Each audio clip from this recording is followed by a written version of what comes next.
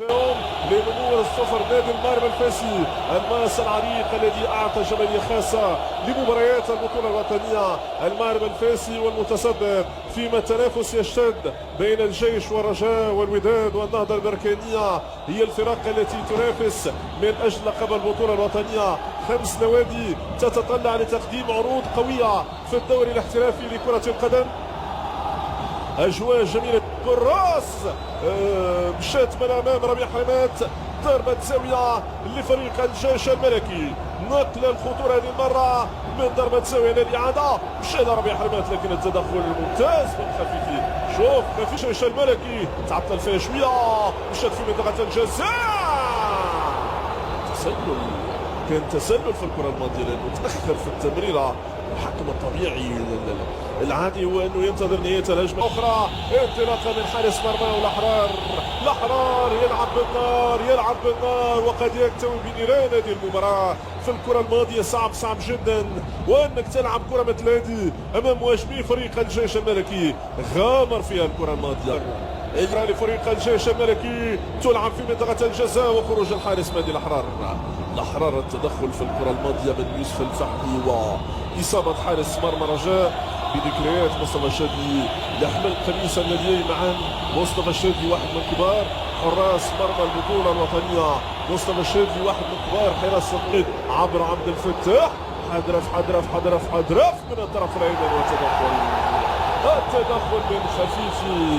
التدخل من خفيفي على حدرف، تدخل ينهي بلجمه قدم. ضربة خطأ يعلن عنها حكم المباراة. ما يقارب من 25 دقيقة لعب من الجولة الأولى، والنتيجة أمام حضراتكم. طلباني يقول التدخل، ضربة جزاء في الدقيقة 19 من هذه المباراة، في أول ظهور للنيجيري ماتياس كيندي. يقول له كتفي، يقول له ما كانش عرقلة في الكرة الماضية.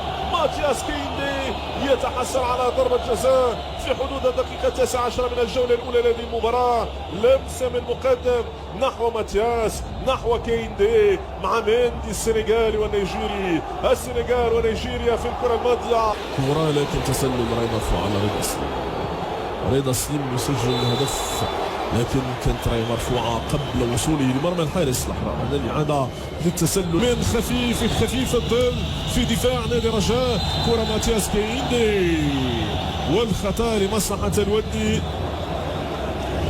من المدافعين الأكثر انشراحا في البطولة الوطنية. الودني وندفع من ماتياس كيندي في الكورس مع ودي. ماتياس كيندي جدا لهذا الفتى الذي قدم مباراة جيدة امام نادي الفتح الرباطي. اليوم الرجاويين لو سالتموهم يقول لك نبحث عن التاكيد، مكانة الرجاء لازم وانه يكون نسق تصاعدي للوصول لقمة.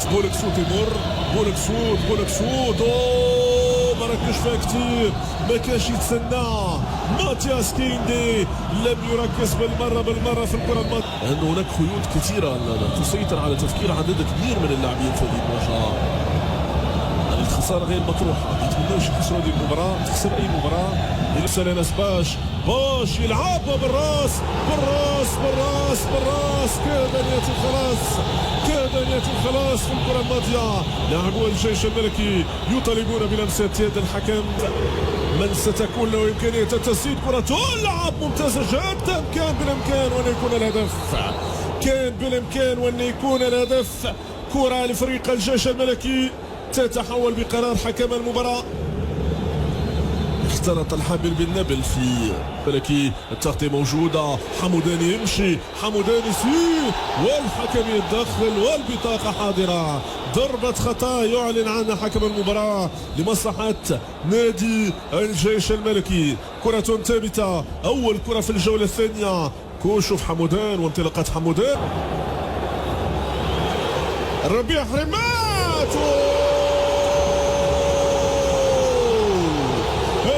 في المباراة. الجيش الملكي يتمكن من توقيع على أول في هذه المواجهة في حدود الدقيقة 52 من زمن مباراة القمة، من زمن مباراة الكلاسيكو.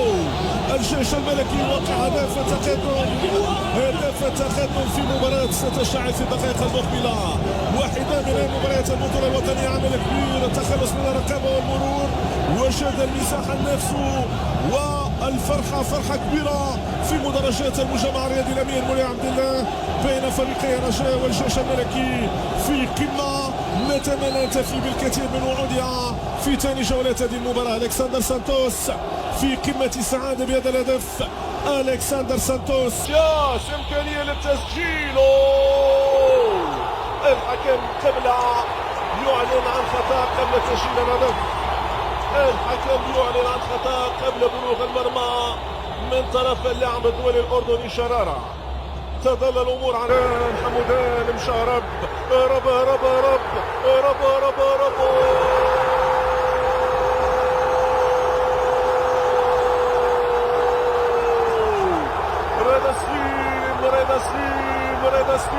رضا سليم يوقع الثاني في هذه المباراة. تصبح النتيجة 2-0. أمواج بشرية تحتفل بهذا الهدف، تعي قيمة هذا الهدف ومكانة هذا الهدف في قلوب مناصري الجيش الملكي. النتيجة عمل كبير حتى توقيع الهدف. النفاتي كرة تسدد، الأول للرجاء، الأول للرجاء، الأول للرجاء. الرجاء يعود مرة أخرى في المباراة، يعود من بعيد ويسجل هدف يحيي أماله في مباراة الكلاسيكو. يزيد الكلاسيكو إثارة، يزيد المباراة. يا الدراري، مرحبا بكم في مباراة من مباريات الدوري المغربي. طبعا الرجاء والجيش طبعا على مستوى الدوري. مباراة مهمة، 3 نقاط كل نادي يبحث عليها. طبعا نشوفوا في الشوط الأول كان تقريبا أنا نشوف أن المباراة كانت متكافئة بين الفريقين، لكن للأسف ما فيش أهداف. طبعا هذا هو المشكل اللي صراحة بنعانوا منه في بعض المباريات. حقيقة الأمر مباريات كرة القدم هي الأهداف، يعني أنك تشوف مباراة كرة القدم بدون أهداف ولو تكون طبعا فرص بالجملة. طبعا في الأخير يقول لك أن المباراة انتهت بالتعادل السلبي، ما تحس أنك أو مش يعني أنك تبحث على الفيديو، فهمت؟ يعني ما تقلبش على الفيديو أو تقلب على الملخص أو الحركات أو اللقطات بالنسبة للمباراة، لكن لأنك أنت عارف أن المباراة طبعا انتهت بالتعادل السلبي. على كل حال طبعا المباراة كما قلت متكافئة في الشوط الأول، ممكن الشوط الثاني تغير الأمور كليا على حسب كل مدرب. طبعا مدرب الرجاء أشوف أنه نظرته طبعا ذكية في المباراة، يعرف يشوف ويقرأ اللقاء قبل طبعا بدء في إجراء بعض التغييرات. طبعا التغييرات عموما في مباراة تكون في الدقيقة 70 فما فوق، إلا حالات استثنائية لنادي معين. طبعا الجيش الملكي كذلك هو الآخر في ملعبه أمام جمهوره. طبعا نشوف لا بأس، يعني هناك فرص طبعا لأضيعت في اللقاء، لكن لحد الآن مباراة غير مفهومة. أنا أشوف أن اللقاء غير مفهوم لحد هذا الوقت، فلذلك نتمنى نشوفوا فرجة ومتعة في الشوط الثاني. أهم شيء هو الأهداف كما قلنا، وعلى الأقل هدف واحد، إما الرجاء أو الجيش طبعا. لكن هنا الجولات الأخيرة من الدوري ممكن تحسم البطولة في طبعا جولات قليلة متبقية في شهر ماي، طبعا قبل الدخول في مباريات كأس طبعا العرش. لا أعتقد